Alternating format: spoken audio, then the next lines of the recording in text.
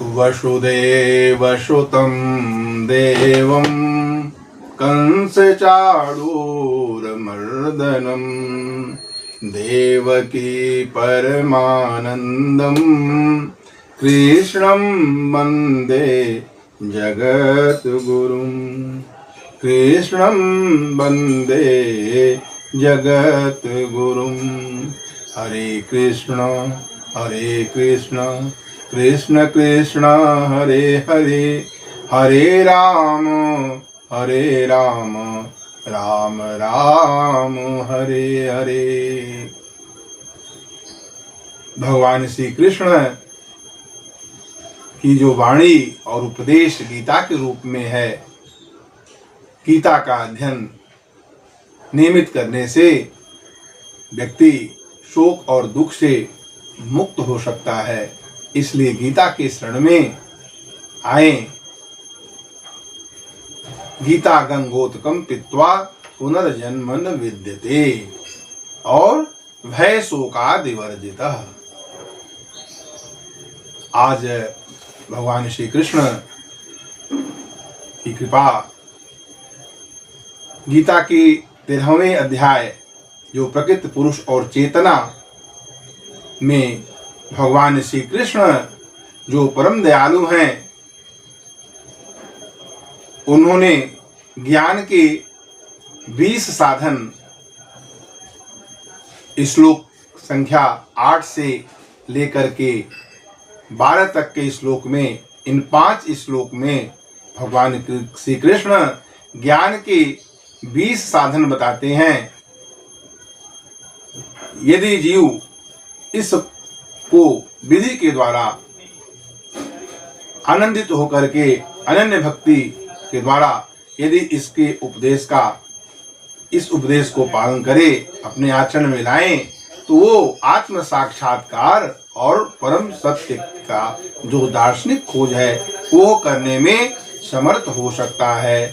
तो गीता का जो 8वां श्लोक अध्याय 13 का है, उसमें भगवान श्री कृष्ण ज्ञान के 9 गुणों को बताते हैं। अमानित्वम, अधम्भेत्वम, अहिंसा, क्षान्तिर, आर्जवम, आचार्य उपासनम, शौचम, आस्थैर्यम, आत्मविनिग्रह। अमानित्वम का अर्थ बताते हैं कि किसी अन्य से सम्मान लेने की जो भावना है वह न हो, हमें कोई सम्मानित करे इस भाव का परित्याग कर दें, वह असली विनम्रता है। हमें किसी से सम्मान नहीं चाहिए। अमानित्वम, विनम्रता, ये प्रथम सीढ़ी है। और अमानित्वम, अधम्भित्वम, दंभहीनता, दूसरा गुण भगवान श्री कृष्ण कहते हैं कि जो आध्यात्मिक प्रगति करना चाहते हैं जो साधक, वो दंभहीन हो। अमानित्वम, अधम्भित्वम, अहिंसा, अहिंसा कहते हैं कि किसी भी जीव के प्रति दया की भावना रखना और अपने मन से, कर्म से, वाणी से किसी को दुख न पहुंचाना, वह अहिंसा है। और यदि कोई आध्यात्मिक ज्ञान प्राप्त किया है तो वह हर एक जीव को अध्यात्म की तरह प्रेरित करे, तो सच्चे अर्थ में वह अहिंसक है। अहिंसा, क्षान्तिर, आर्जवम, शांति, सहिष्णुता, जीव को सहिष्णु होना चाहिए। हर एक परिस्थिति में, कितना हो विपरीत परिस्थिति आए, कितना हो कोई कष्ट दे, लेकिन जो भक्त साधना में लगे हुए हैं, आत्म साक्षात्कार की महत्ता को स्वीकारते हैं, वह सहिष्णु होते हैं। जैसे भक्त प्रहलाद भगवान का अनन्य उपासक, निरंतर नाम जप में लगे रहना, उनके पिता उन्हें बहुत तरह से कष्ट दिए, लेकिन भक्त प्रहलाद सब सहते गए। तो सहिष्णुता और आर्जवम माने सरलता, सरलता जो है छल कपट से रहित होकर के जैसे भी हैं वैसे ही अपने को प्रस्तुत कर देना, ये सरल हो जाना है। कुछ भी छिपाव नहीं, हम जो हैं जैसे हैं उस रूप में लोग हमें समझें। तो इस तरह सरलता। और आगे भगवान श्री कृष्ण कहते हैं कि आध्यात्मिक मार्ग में प्रगति करने वाले जो साधक हैं वो आचार्य उपासनम, आचार्य जो है वो भगवान श्री कृष्ण के प्रतिनिधि ही होते हैं। उनके वचन महामोह रूपी घने अंधकार को मिटाने में समर्थ हैं, कृपा सिंधु हैं। और जो आचार्य गुरुदेव हैं वह नर रूप में श्री हरि ही हैं। उनकी उपासना, उनकी सेवा, उनके उपदेश को मानना, उनके वचन में श्रद्धा विश्वास का होना, यह आचार्य उपासना। प्रामाणिक गुरु के पास में जाकर के, क्योंकि ऐसा कहा जाता है कि जैसे हम भगवान को मानते हैं, भगवान के प्रति जो मेरा विश्वास है वैसा ही विश्वास यदि जीव को सदगुरु के प्रति हो जाए तो सदगुरु क्योंकि कृष्ण के ही प्रतिनिधि हैं इसलिए उनका आशीर्वाद प्राप्त होगा। और जब उनका आशीर्वाद प्राप्त होगा तो सभी शास्त्रों का जो धर्म शास्त्र हैं सबका जो निचोड़ है वह स्वयं प्रकाशित हो जाएगा। फिर अन्य किसी धार्मिक पुस्तक को पढ़ने की आवश्यकता नहीं रहेगी। तो आचार्य उपासनम शौचम कहते हैं कि बाहर और भीतर से पवित्रता। बाहर का जो पवित्रता है, स्नान करना, स्वच्छ कपड़ा पहनना, नाखून काटना, ये सब बाहर का जो है। और भीतर में जो अंतःकरण है उनमें जो विकार हैं, काम क्रोध लोभ मोह डाह ईर्ष्या, इन सब विकारों को हटाना, तो भीतर की पवित्रता होती है। और भीतर का जो अंतःकरण जो पवित्र कब होता है तो कहते हैं कि निरंतर नाम जप करें, हरे कृष्ण कृष्ण कृष्ण हरे हरे, हरे राम राम राम हरे हरे। तो भीतर से अंतःकरण पवित्र हो जाता है और जो मलिनता है वह दूर हो जाता है, अंधेरा मिट जाता है, प्रकाश हो जाता है। और वहाँ हृदय में प्रभु अपना डेरा बना देते हैं और वो हृदय में विराजित हो जाते हैं। तो आचार्य उपासनम शौचम अस्थैर्यम, अस्थैर्यम जो है वह स्थिरता, दृढ़ निश्चय करके कि हमें भजन करना है, हमें सेवा करना है, हमें विचलित नहीं होना है। कोई कितना हो विपरीत परिस्थिति कर दे, कोई प्रसाद न दे, लेकिन हम उसमें लगे रहें। अस्थैर्यम और आत्म विनिग्रह, आत्मसंयम होना। तो इस तरह भगवान श्री कृष्ण इस श्लोक में 9 गुण साधन, ज्ञान के 9 गुण को बताते हैं। विनम्रता, दंभहीनता, सहिष्णुता और सरलता, प्रामाणिक गुरु के पास में जाना, बाहर और भीतर से पवित्रता, स्थिरता और आत्मसंयम, स्थैर्यम आत्म विनिग्रह। इस तरह 9 गुण जो है प्रथम श्लोक में बताते हैं। अगले श्लोक में 9वें श्लोक में भगवान श्री कृष्ण कहते हैं कि इंद्रिय अर्थेषु वैराग्यम अनहंकार एव च, इंद्रिय अर्थेषु वैराग्यम अनहंकार एव च, इंद्रिय अर्थेषु वैराग्यम अनहंकार एव च, जन्म मृत्यु जरा व्याधि दुख दोषानुवर्दर्शनम। कहते हैं कि इंद्रियों का विषयों के प्रति वैराग्य, इंद्रियों का विषयों के प्रति जो है लगाव, उससे वैराग्य होना। इंद्रियां सुख, जब विषयों के साथ संयोग होता है तो तृप्ति होता है, सुख मिलता है, लेकिन हमें उतना ही करना है जिससे ये जीवन जो है चल सके।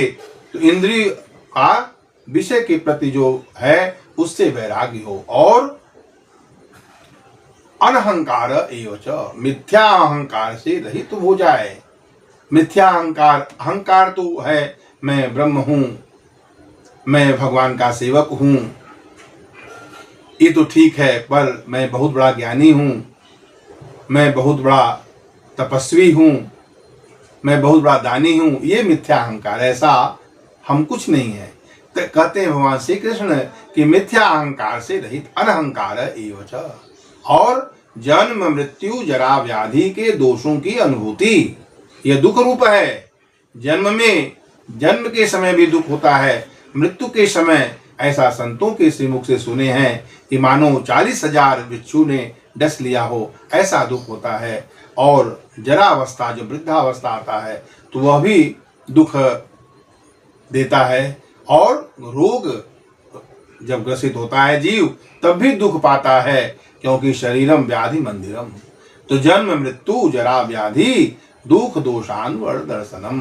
कहते हैं इंद्रिय का विषयों की तृप्ति से वैराग्य, मिथ्या अहंकार से रहित, और जन्म मृत्यु जरा व्याधि के दोषों की अनुभूति, यह 3 गुण जो है वह भगवान श्री कृष्ण ज्ञान के साधन में बताते हैं। इस तरह से 9 और 3 12 जो साधन हैं ज्ञान के, वो भगवान श्री कृष्ण इस श्लोक में कहते हैं। फिर 10वें श्लोक में कहते हैं कि अशक्ति अनभिस्वंग अपुत्र दारिद्र्य आदिषु, अशक्ति अनभिस्वंग पुत्र दारिद्र्य आदिषु, नित्यं च समचित्तत्वम् इष्ट अनिष्ट उपपत्तिषु। अशक्ति अनभिस्वंग,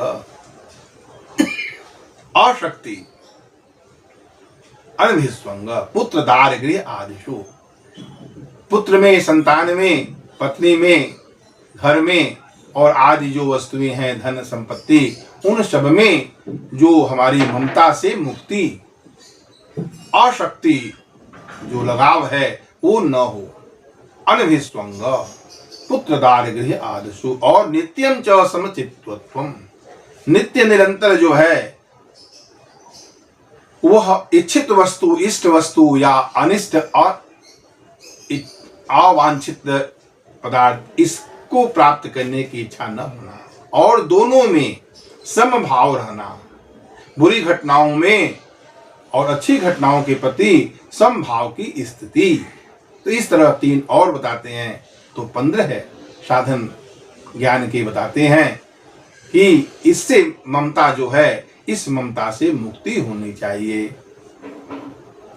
फिर जो है 11वें श्लोक में कहते हैं 3 और साधन ज्ञान के कि मयि च अनन्य योगेन अभक्ति भक्ति अव्यभिचारिणी अविविक्त देश सेवित्वम् अरति जन संसदि।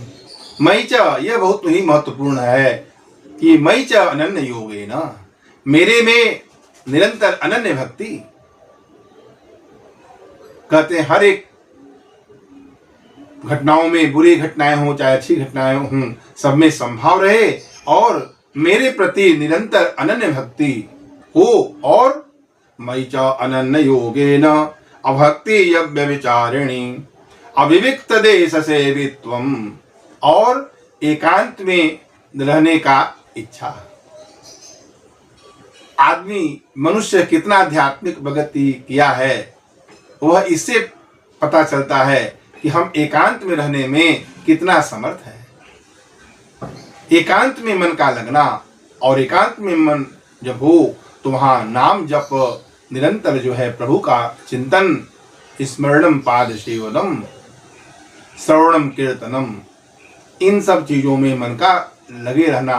तो एकांत में रहने का जो भाव है, और औरत जन संसदी, जन समूह से बिलगाव, जहाँ बहुत सारे लोग रहते हों, सांसारिक विषयों की चर्चा करते हों, उसमें रुचि का न होना, और भगवान चर्चा में, परमात्मा की चर्चा में, उनके चिंतन में रुचि का बढ़ना, आनंद आना, ये ज्ञान के साधन में बताते हैं कि एकांत में रहने का सामर्थ्य, मेरे प्रति निरंतर अनन्य भक्ति, और जन समूह से बिलगाव। और आगे कहते हैं जो 12वां श्लोक है, अध्यात्म ज्ञान नित्यत्वम् तत्त्वज्ञानार्थ दर्शनम् एतत् ज्ञानम् इति प्रोक्तम् अज्ञानम यत अन्यथा। अध्यात्म ज्ञान नित्यत्वम, निरंतर आत्म साक्षात्कार की महत्ता को स्वीकारना। अध्यात्म ज्ञान, आत्म और अनात्म वस्तु के बारे में ज्ञान जिज्ञासा होना। तो अध्यात्म ज्ञान जो आत्म साक्षात्कार की महत्ता है उसको स्वीकार करना और उसे अनुभव करना। अध्यात्म ज्ञान नित्यत्वम और तत्व ज्ञानार्थ दर्शनम, परम सत्व की दार्शनिक खोज में निरंतर हर पल लगे रहना। यह दो इस तरह 20 गुण जो है साधन ज्ञान के, भगवान श्री कृष्ण गीता के 13वें अध्याय में पुरुष प्रकृति और चेतना में श्लोक संख्या 8 से श्लोक संख्या 12 तक में कहते हैं कि एतत् ज्ञानम इति प्रोक्तम, यह ज्ञान है और इसके अतिरिक्त जितने भी हैं वह सब अज्ञान है। तो हमें इनके द्वारा, जिसमें प्रथम सीढ़ी विनम्रता है और फिर आत्म साक्षात्कार की महत्ता को स्वीकारना और परम सत्य की दार्शनिक खोज तक पहुंचना। तो जीव इन सब चीजों को समझ करके नाम जप करके निरंतर जो है वह भगवत भजन करके परमात्मा का आत्म साक्षात करते हुए तुरीय अवस्था के स्थिति में पहुंचकर सदा सदा के लिए आनंदित हो सकता है। आइए भगवान का पावन नाम हरे राम राम राम हरे हरे, हरे कृष्ण कृष्ण कृष्ण हरे हरे।